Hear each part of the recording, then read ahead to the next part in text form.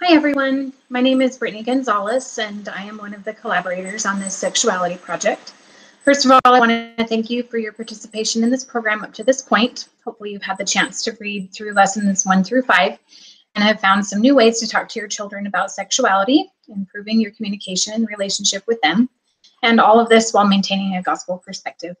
Throughout this program, we've received several questions from you about the topic of sexuality, and in this lesson, we have tried to address a few of the most common questions. One of the things that we feel is important to address after doing so much research on this topic is comprehensive sex education, what it is and how it affects our children, and the values that they are learning when it comes to sexuality.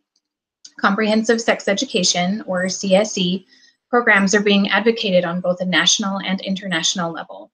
Human rights activists are claiming sexual expression as a basic right, and many family-oriented international policies are being influenced by this agenda. Knowing how important this topic is on the world stage, it's important for us to understand what CSE is and decide for ourselves where we stand on these issues. We did an informal poll on our Facebook pages over the last few days and asked you to define your idea of what comprehensive sex education is.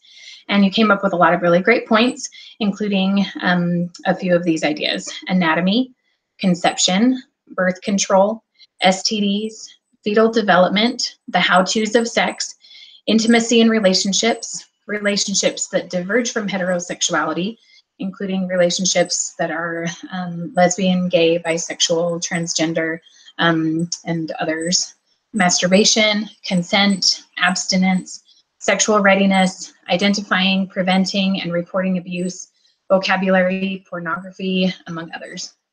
These are all really great topics to address when talking about sex with our children, and almost all of these are addressed in the most common and well-distributed comprehensive sex education programs. In many of the programs that I read through, there are some really positive concepts being taught about consent, abuse, violence, discrimination, healthy versus unhealthy friendships and relationships, psychological health in adolescence, suicide, and other important issues.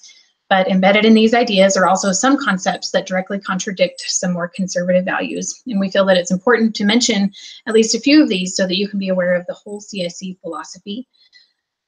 So I wanted to share a few excerpts and ideas from some of the most widely distributed CSE curricula, which I'm going to post links for you so that you can do more research if you feel like that's something that you are interested in.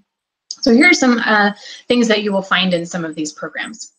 The idea that sexuality can be a source of pleasure and meaning in life.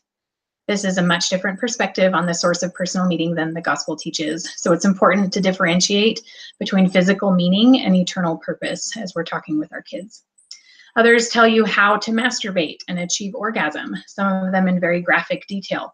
And they promote exploring sexuality with friends of either sex as an important part of defining our own personal gender identity. They teach that masturbation is a safe sexual behavior. It is neither physically or mentally harmful. As long as sexuality is undertaken with mutual and meaningful consent, it is not harmful, but is good. They talk a lot about abortion and that it's a simple, safe, and legal procedure.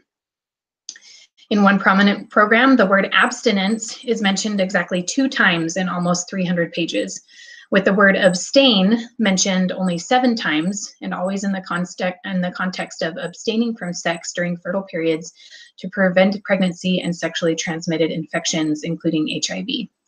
In another, sex education is broken down into a matrix based on age, and the concepts children should be taught in certain stages of development. Here are just a few of those ideas. That children ages 0 to 4, so our little toddlers, should be taught about the enjoyment and pleasure of touching one's own body in early childhood masturbation. Children 4 to 6 should be encouraged to explore their own gender identity. Children 6 to 9 should be taught about puberty, fertility, and reproduction, along with love and lust, sex in the media, and the sexual rights of children.